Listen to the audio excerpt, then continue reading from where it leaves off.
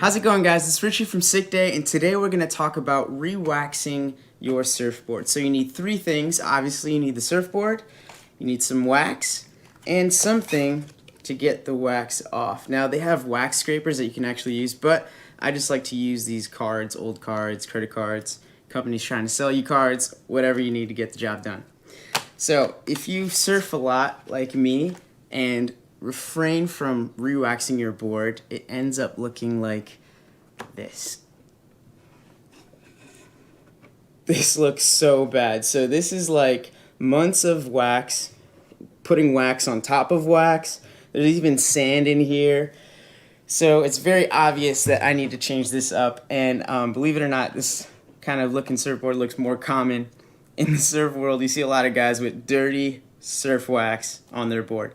So it's time to change. So the best way to start is to get your scraper or get your card and pretty much just start scraping at it from the top going down.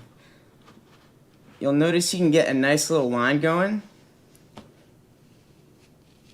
And it's good to keep the momentum. If you feel like your card's getting flimsy or whatever, you can stop, check out all that.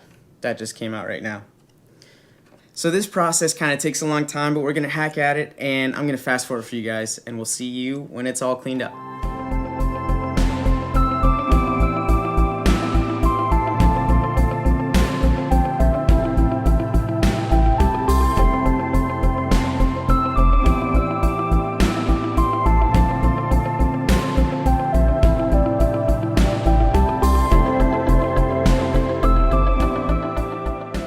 Alright, so there you go, we're halfway done. It's starting to look pretty again. Another half of this crazy nonsense that we gotta take care of. I try to use one side of the card for one half, and then I'll switch to the other side, and I'll kind of leave the sides for any smaller spots that I need. Okay, here we go, second half.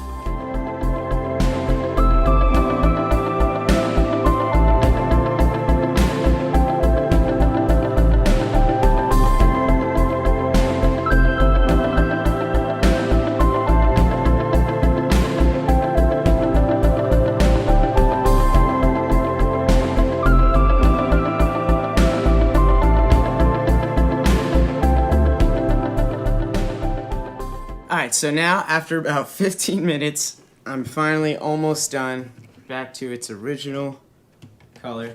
Now I'm just going to look for specific spots where I left some wax residue. I want to make sure I clean this as much as I can before we apply the new wax.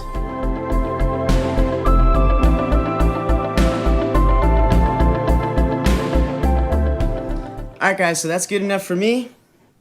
And after all that, we are left with this. That is just so gross. I can basically make a new bar of recycled wax with that.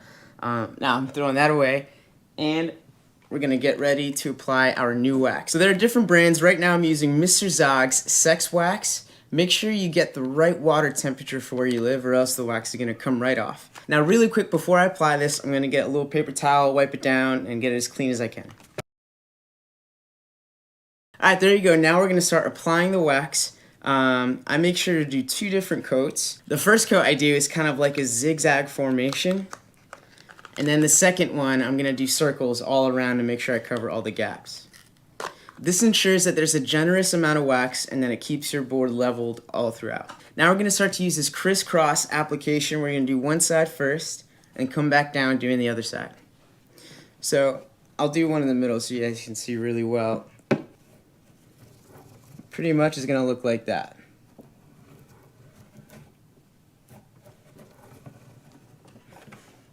So you're just going to have these lines go all the way up and down on your board.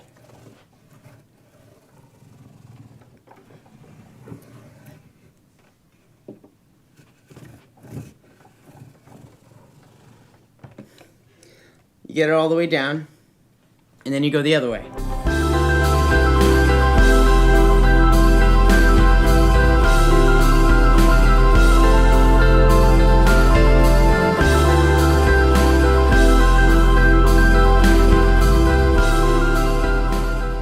Alright, so now you got your zigzag crisscross pattern. Looks really cool. We're not done yet. Now we're going to fill in the gaps. I like to do circles first, and then I'm gonna do really big open strokes. So let's go ahead and start doing those circles now. Just start small and work your way around,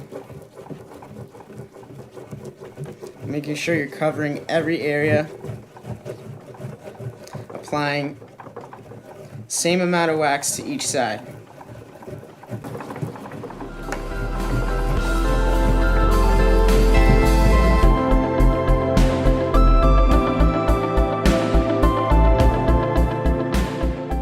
Alright, so after you feel like you've applied enough wax all throughout your board, make sure you look for small little sections where you see that there's a little bit of an opening and try to fill those out.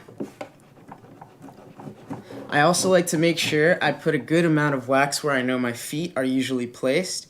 So my back foot usually around this area, my front foot going to fluctuate from here all the way to the nose of the board. I like to make sure I cover all those parts because your feet is going to move around the wax the most.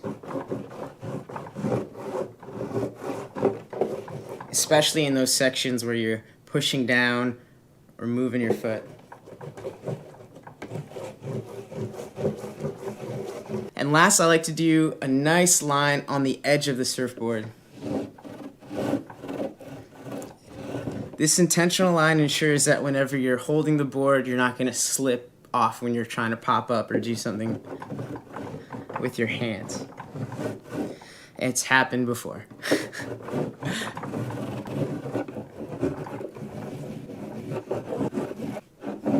You don't want it to be on the rail, just lined up against the rail.